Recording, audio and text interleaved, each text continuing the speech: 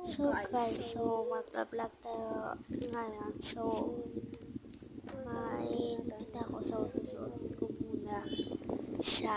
So, let's go. And then, so, inano ko muna yung camera, tapos, inamoy ko muna siya. Sabi ko, para mabaho. So, kasi naiwan ko siya ng isang araw dito. So, let's go. So, sinuot ko na siya. And then, may nakita ako na electric fan. Ito yung kakabili lang daw pala ng isang araw. So, yun na nga, pinipilit ko open, pero ayaw na talaga niya ma-open, te. So, kaya inalis ko na lang nila. Tapos,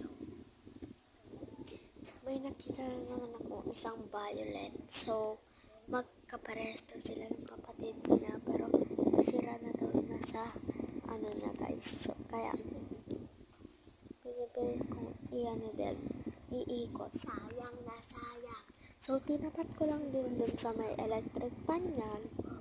Tapos, may sinisilip ako sa baba.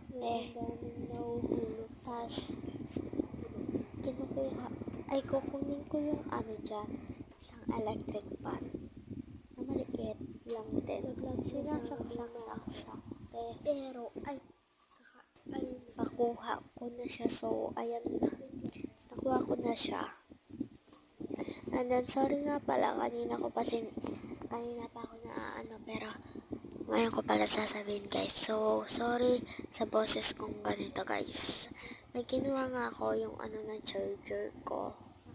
So, nilagay ko yung ano niya, sa may dulo. Kaya, sinaksak ko, inalis ko muna yung isang electric fan. Tapos, sinaksak ko siya.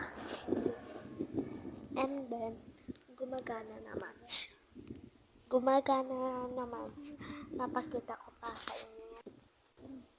sa inyo, Sorry kung ini-stop ko. Tignan nyo guys, kasi gumagana siya. Pag hindi naman siya gumagana ganito guys, kapag ako. So, eto kapag di siya gumagana, ganyan siya. Ganun siya. So, inano ko muna, pwede din siyang ipahiga at baba. Siya. Pwede siya. Ganyan siya. So, ganun. And then, inano ko na, tapos kakain na ako. Bye-bye, guys.